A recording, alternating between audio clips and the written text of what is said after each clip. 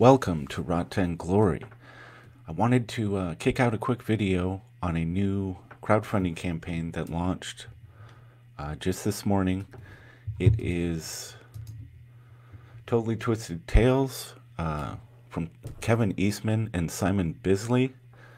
And the reason I want to talk about this campaign is because it isn't a crowdfunding campaign. And this is really disappointing because Eastman and Bisley, I'm not sure how involved they are or were with setting up this campaign. I'm not, it's Clover Press, and I'm not sure if they've done all their own work on this campaign and set it up themselves, or if it's being handled by someone else. But whoever has created this campaign page has no understanding of what crowdfunding is all about, of how to build excitement, how to engage the fans with your campaign. And, crowdfunding is an art form. You wouldn't, let's just, as an example, let's say a letterer comes onto a comic book project and starts slapping huge text bubbles over key segments of artwork. The artist and the writer, they're not going to stand for that because they respect the medium and they're not going to let that happen. Crowdfunding is an art form unto itself, and there is so much out there, so much content, and people that are happy to share their knowledge about how to do this. And you can go look at other campaigns and see what it is about them that builds excitement with fans and why they work so well. My point is, with access to the internet and YouTube and Google, there's no reason that anyone should come into this and not understand how to create a campaign. A successful campaign that leverages the whole reason crowdfunding is so exciting. So if we look at this campaign page, which isn't this is just a store, and I'm going to go over that right now. So first up we have, and this is odd to me, that the very first thing we see are punk rock buttons. This is about, the fans are about the comic book. This is where all the excitement is. This is what people want the most. So there should be a nice featured tier right here at the top. Not this. You don't want to feature your most affordable unsigned comic. You want to bring it down here to, this would be the sweet spot probably right here. You get the buttons and a signed comic. Bam, that should be right here up at the top. So that's just for starters. We go down here. They have a nice range of prices and product. $13 is a really good deal. And $30 for the signed book is also, it's a really good deal. But the problem here is, this is just a store. This would be no different if it was on eBay or Amazon. You're not engaging fans with a crowdfunding campaign here. You're basically creating a shopping cart scenario where people just put a product into their cart, they click a button and check out. That, you can do that anywhere. I think the reason they've set up a crowdfunding campaign, or a pretend, what I would call a fake crowdfunding campaign that is essentially a store, they're just, they're trying to engage the excitement that crowdfunding has right now. And your boy Zach, this was months ago when he was promoting the Expendables on a live stream. He said this is, crowdfunding is where all the excitement is at. And a big part of that is the sense, giving fans the sense that they're a part of making something happen. It's not just a product that they're buying that would exist either way without their engagement. You know, the fans want to feel like they're part of bringing something, helping bring something into the world that might not have otherwise existed. But that's just one component of it. The other really huge factor here is stretch goals. Having a campaign where you have these watermarks, right? And if you hit those watermarks in funding, you know, whether it's 25,000, 50,000, 100,000, $1 million, whatever it might be, you have these stretch goals. And when they get reached,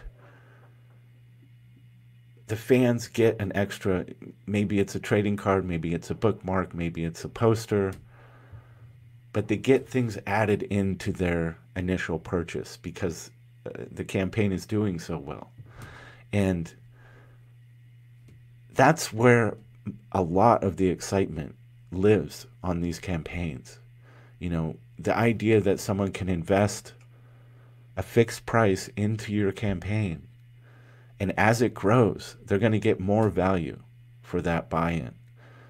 And it encourages people to promote the campaign for you because they want to hit those stretch goals. They want to see you succeed because the more you succeed, the more they're going to get out of their investment.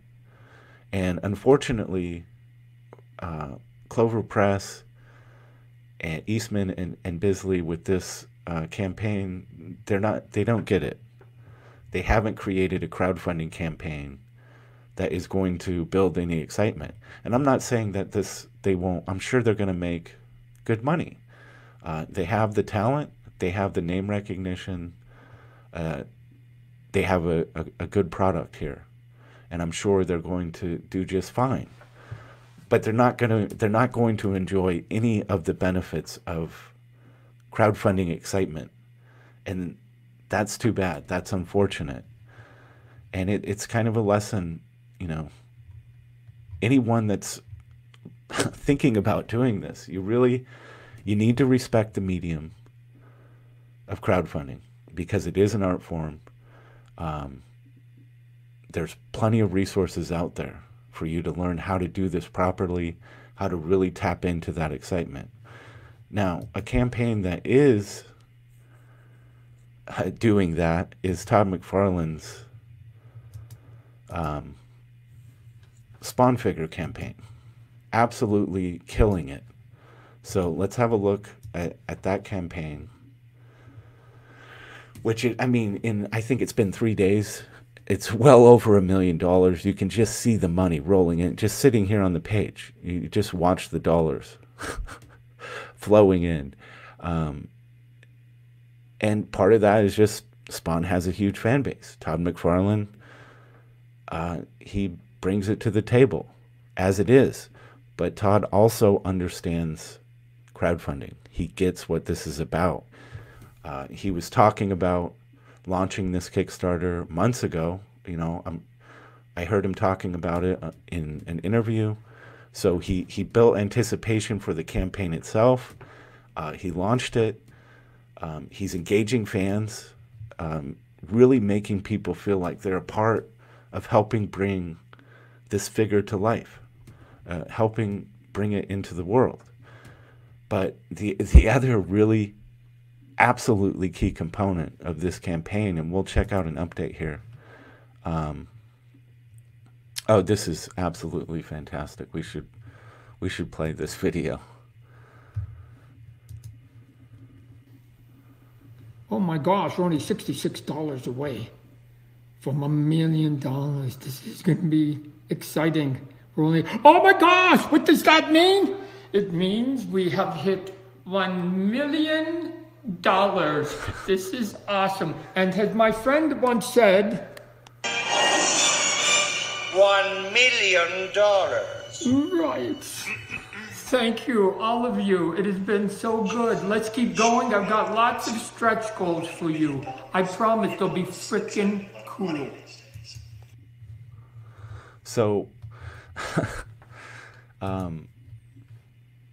it's so clear that Todd understands.